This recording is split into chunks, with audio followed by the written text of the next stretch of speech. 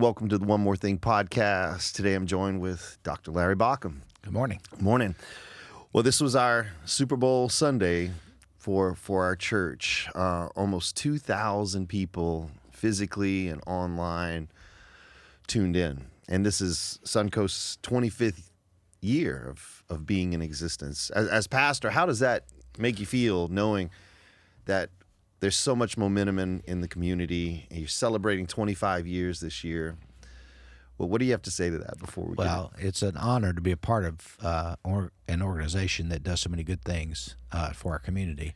And it's great to celebrate on the greatest day of the year with those people, which are my family and my community. So it's just a wonderful day. I mean, you kind of go home. You're tired after, an early service at 7, and of course, I get up at 4, so you get ready for that, and then the 9 and 10:30. And the beautiful thing about it is my mother, who's almost 97, came to the 10:30 service. So I took her and her husband to lunch. So by the time I got home at about 2:30, and we had friends and family coming at 5. So it was one of those things that, man, I need a nap. Yeah.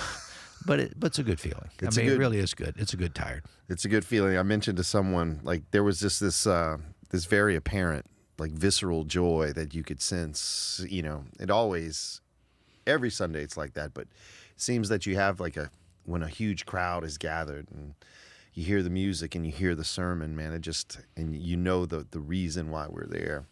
Just awesome.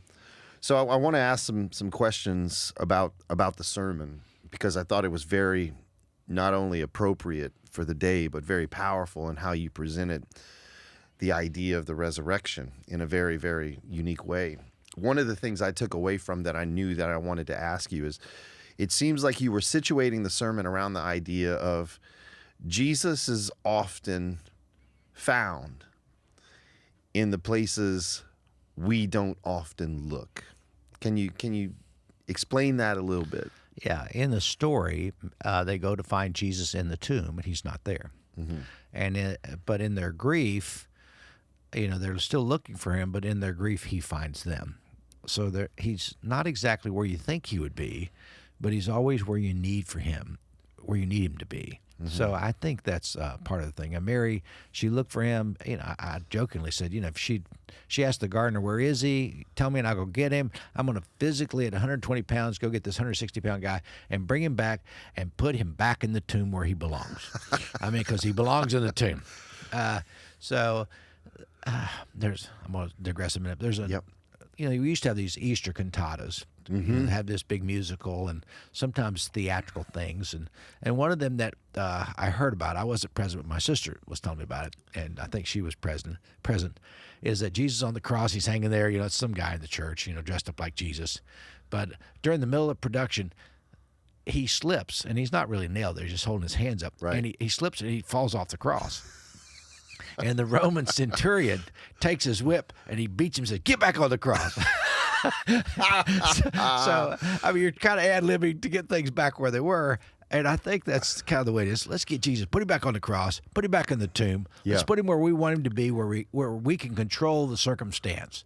That's right. But the resurrection is something so much more than that. And it's life erupts in the middle of chaos, in the middle of grief, in the middle of heartache. It seems like that life comes back, and you can't put it out. Yeah. I think that's the beauty of how you sort of interpreted that scripture, was that we're not going to get into these debates about whether the resurrection was a physical resurrection of Jesus' body or some sort of spiritual meaning, but that the truth is we can find our life and meaning for our life in that story. There's enough ambiguity there to where I can see my life resurrected, brought back from the dead when good things happen.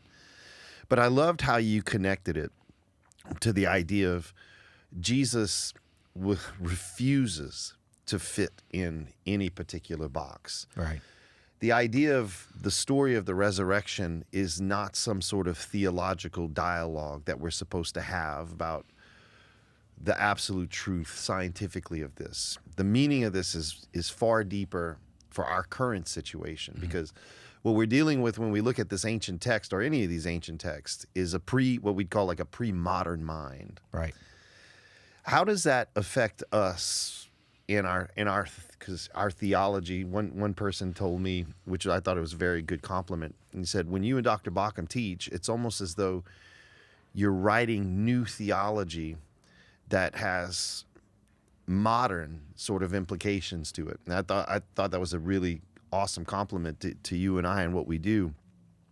But how does that pre-modern story of death, burial, resurrection, why is it still so meaningful for us today?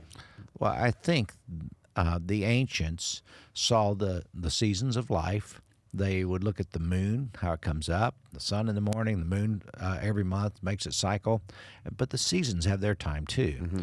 And there's spring where life comes up, and then there's summer where it's hot, and fall where it's autumn and beautiful. But winter is when things die. Mm-hmm.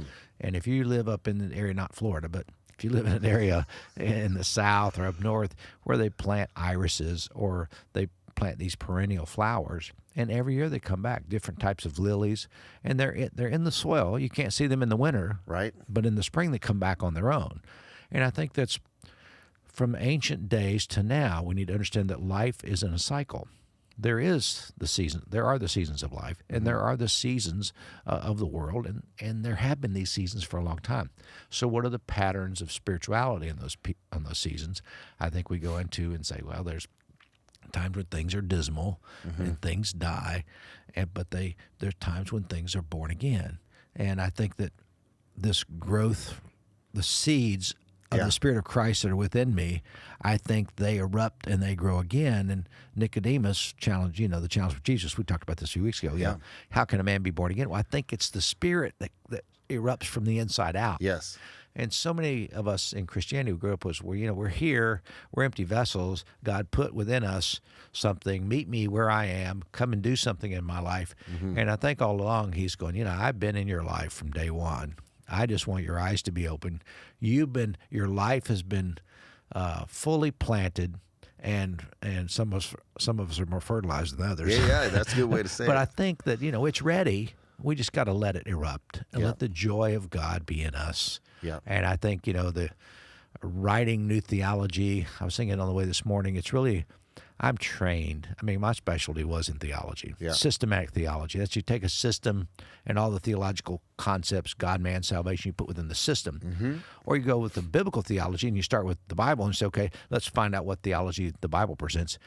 But there's something that I'm going to coin a phrase today, and I'd call it organic theology. And organic theology is that which we know. We feel it, we sense it, and it's not to discount systematic or biblical theologies, but simply say, but there's something organic about life that is repeating. And if we look at the cycles of humanity and the cycles of life, the rhythms, I think we can learn so much about God and so much about our lives.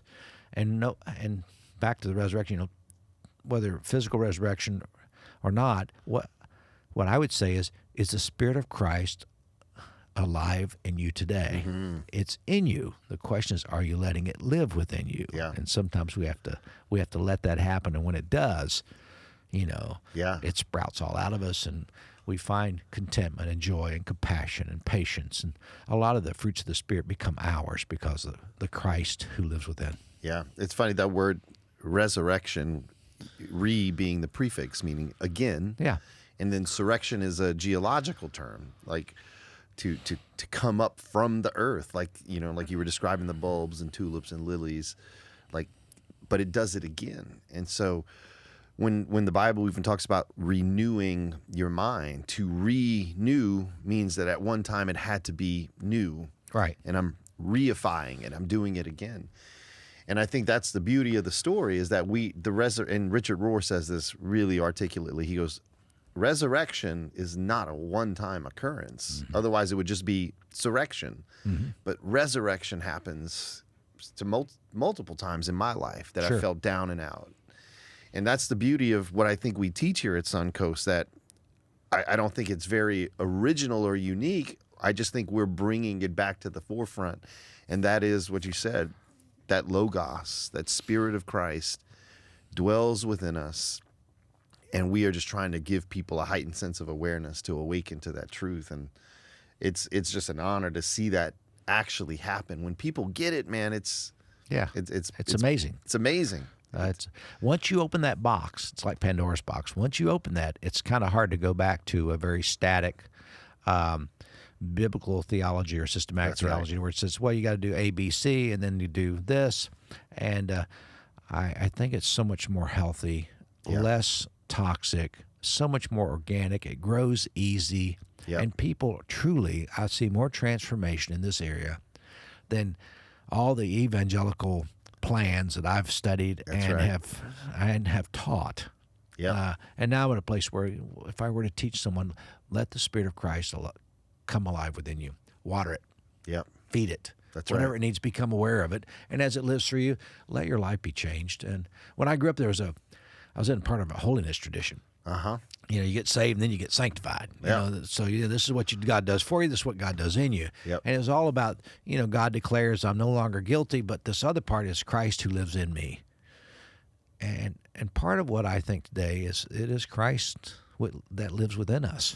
It's not about this courtroom mentality that we have to deal with. It's about this connection with the Logos, the Spirit of Christ within. I think it's just a better way to say it. I think it translates better. I was watching another study recently because religion in our country, the stats are like this.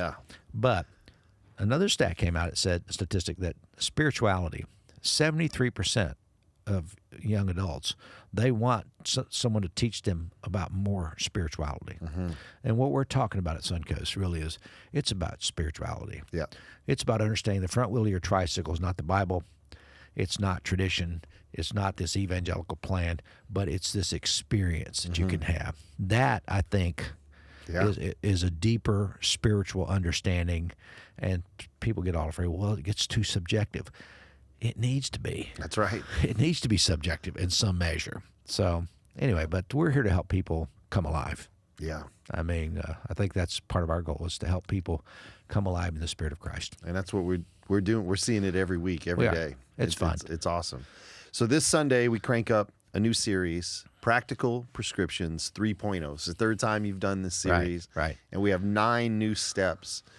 And this Sunday you're up. Dig it up. Right. Use your gifts and talents. Don't hide them away. That's the summary of it right there. But we'll have 25 minutes to say it in 4 different ways. I can't wait. But it'll be fun and it should be light. And I think people love a takeaway. So when you go, you have your little prescription you can take it with you. And just a reminder. Put it on your fridge. Put it on your... We need reminders to help us be better at what we do. It should be an awesome series. 9 weeks. Can't wait to start it with you, Dr. Baucom. It'll be fun.